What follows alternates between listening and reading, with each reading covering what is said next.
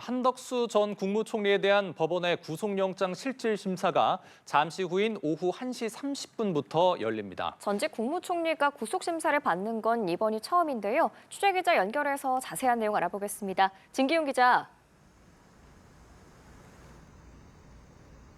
네, 지금 시간으로부터 약 20여 분쯤 뒤인 오후 1시 30분부터 이곳 서울중앙지방법원에서 한덕수 전 국무총리에 대한 구속영장 실질심사가 진행됩니다. 전직 총리에 대한 구속심사는 헌정사상 처음 있는 일인데요. 앞서 한덕수 전 총리는 영장심사 출석 대기를 위해서 내란 특검이 마련돼 있는 서울고등검찰청 청사에 도착을 했습니다. 자신의 헌법상 책무를 다하지 않은 점을 인정하는지, 또 계엄 선포문을 안 받았다고 왜 거짓 진술을 했는지 등을 묻는 취재진 질문에 아무 답을 하지 않고 청사로 들어갔는데요. 이제 잠시 후면 영장심사 출석을 위해서 이곳 법원의 모습을 드러낼 것으로 보입니다. 앞서 지난 24일 내란특검팀은 한덕수 전 총리에 대한 구속영장을 청구했습니다.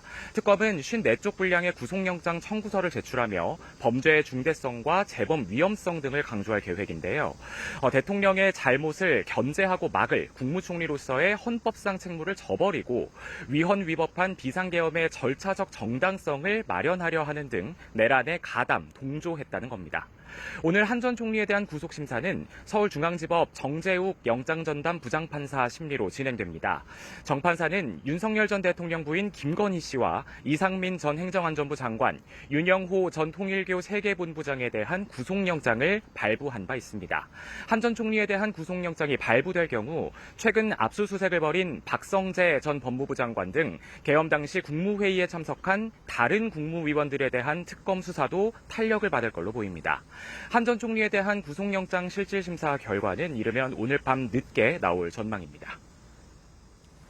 네, 한 전 총리의 혐의는 어떤 것들이 있는지 짚어주시죠. 네, 내란 특검팀의 구속영장 청구서에는 내란 우두머리 방조와 위증, 허위 공문서 작성 등 총 6개 혐의가 적시됐습니다. 우선 내란 특검팀은 한 전 총리가 윤석열 전 대통령의 위헌 위법한 계엄 선포를 방조했고 또 이를 넘어서 적극 가담했다고 판단하고 있습니다. 계엄 당일 국무회의를 소집한 건 계엄의 절차적인 정당성을 확보할 목적이라고 봤고, 또 사후 계엄 선포문을 만들고 문제가 될 소지가 있어 폐기했다는 혐의도 적용됐습니다. 또 최근 조사에서 국회와 헌법재판소에서 했던 기존 진술을 뒤집은 위증 혐의도 주요 쟁점입니다. 특검이 계엄 당일 대통령실 CCTV 등 물적 증거를 확보하자 계엄 선포문 관련 진술을 바꾼 대목입니다.